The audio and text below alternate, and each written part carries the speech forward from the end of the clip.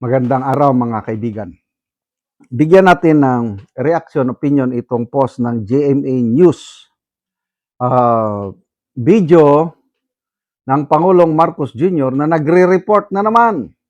Reporter, vlogger, president. Wow! Although good news yung kanyang sinasabi, kaya lang ang tanong, tunay ba ito na siyang nagsasalita o AI lang? Hindi ko alam. Pakinggan natin ang reporter, vlogger, president. Sa ating mga minamahal na kababayan, meron po akong ibabalita sa inyo. Simula Martes, Abril na ang 14, may malaking rollback sa presyo ng langis. Mahigit 20 piso ang ibababa sa diesel. Ang gasolina naman may bawas na 4 pesos 43 centavos kada litro.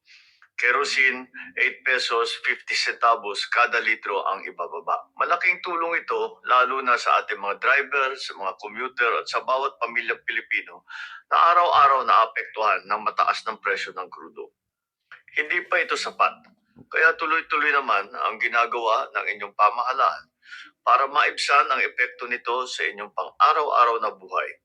Hindi po tayo titigil hanggat hindi natin napababa ang gasto sa biyahe, sa pagkain at sa kabuuang pamumuhay ng ating mga kababayan. Sa mga susunod na araw at linggo, may aanoy po ko na mga dagdag na hakbang at tulong mula sa gobyerno. Hindi nating hahayaang mapabayaan ang bawat Pilipino sa gitna ng mga hamong ito. Kaya tuloy-tuloy ang trabaho ng pamahalaan nang may maramdaman na ginhawa ang bawat pamilya. At yan ang tinututukan namin araw-araw.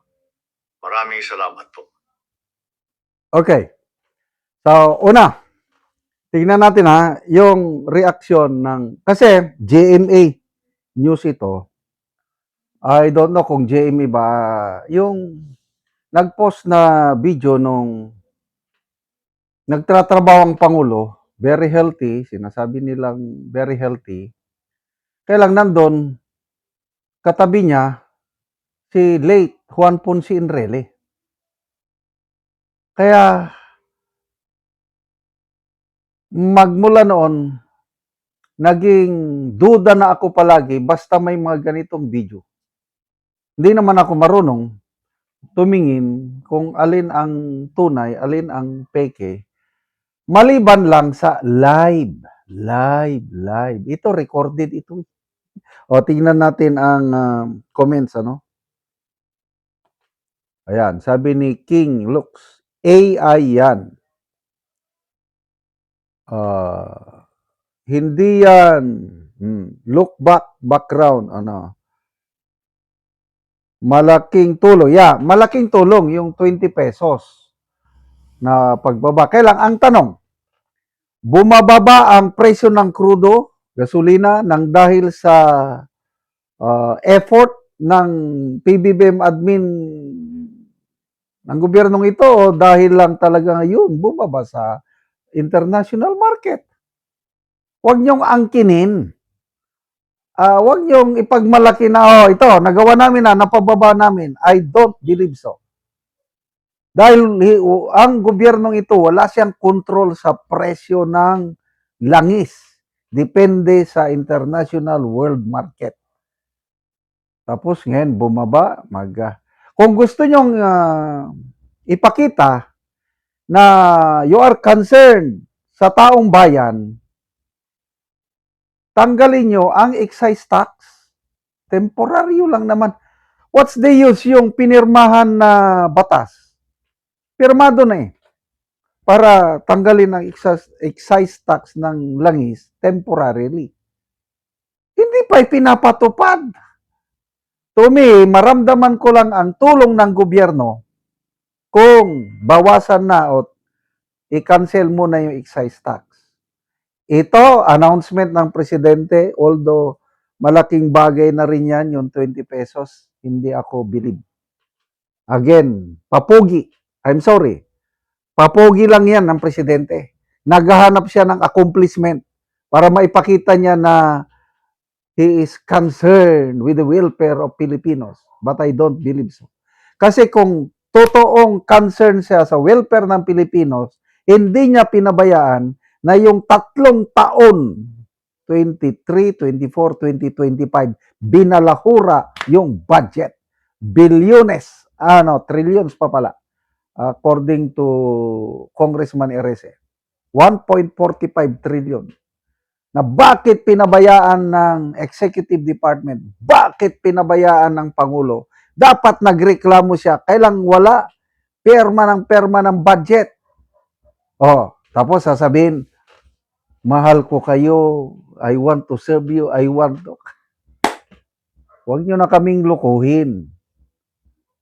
Huwag nyong ipagmalaki na bumaba dahil sa inyong kagagawan, dahil wala kayong kontrol sa presyo ng langis. Nagadepende lang yan sa presyo ng world market. Again, will this video proves that he is well? I don't think so. Kailan sila magla-live? Kasi kung live, may question and answer. Kagaya sana yan, press con. Okay, press con. Magtawag ang Malacanang press con. Ang Pangulo haharap sa media, question and answer. Sumasagot siya. Kagaya yung, matanda. Nag-press con siya nung meron ng warrant of arrest si Saldico. Yung mga ganun, nag-press con siya. Kailan pa siya nag-press con? Nung nakidnap si PRRD, nag-press con siya. O bakit hindi niya magawa ngayon ang mag-press con? Puros ganito, record, may ibabalita ako sa inyo. Maniwala ba kayo na yan na ang ating presidente, healthy, alive? Kanina may nabasa akong post, nag-dinner date daw ang Pangulo at ang unang ginang. Wow naman, salamat. Ganyan ba, mapagmahal sa isa't isa? Kaya lang, how sure are we na yung dinner na yun na hindi throwback picture? Again, kung hindi sana yung video na pinalabas nila na nagtatrabaho ang presidente, very healthy daw, kailang ang kasama niya, yung yumaong Juan Ponce Enrile, mayroon pang picture, nagtatrabaho daw siya, kasama si dating AS Bersamena, wala na. Puros question mark na. I'm sorry. Tuloy, malala ko yung bata sa game show. Lalaki, politiko, sino yan? Presidente, patay, serious man niya, Jose Laurel, kung ano, mamaya, wala pa rin nag-isip. Bongbong Marcos! Nadamay tuloy ang mga bata. Salamat mga kaibigan sa inyong pagsubaybay sa channel na ito. Nakakatulong kayo ng malaki sa tribong Talandig ng Bukidnon dahil ang income natin sa channel na ito is pantulong sa tribo. Namimigay tayo ng libreng yero at pako para makapagpatayo sila ng mas maayos na tirahan. Panoorin nyo ang video na ito. So, karon mo na ni si ate ang matagaan og yero.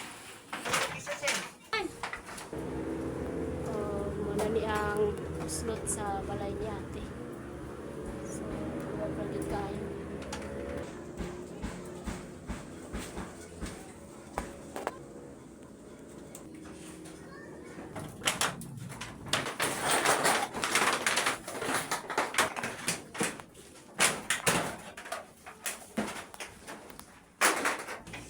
So, karon ate, pila na ni katuig ang imong balay ate nga 9 ani na buslot na gid kayo ang yero. Pila na yung katuig ate ang imong balay? 10 years na dyan ang balay. Oo, so 10 years na ang imong balay. So, busa 9 ani na siya na kuan na siya kanang guba na kay buslot na. So, tuluanan mo kung ulan ate. Oh. Tungod sa kalisod, di gid mo kapalit og sin. Kay koto bra sa among pagkaon. So, na kay anak te. Naa. So, pila ka buki mong anak? Sabon. So, isa ang anak ni ate. So, asay mong bana ate? Nagtrabaho.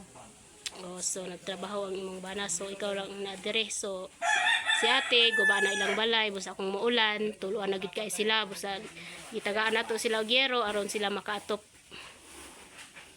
Dako gyud ako pasalamat sa Ginoo kay natagaan na ni Biero.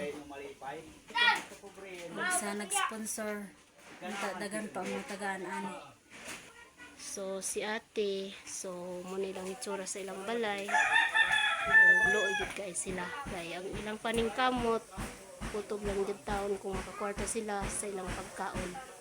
So daghang kay salamat sa Ginoo sa nagatanaw sa video. O ilabi na sa nag-sponsor ani na makaatop na sila.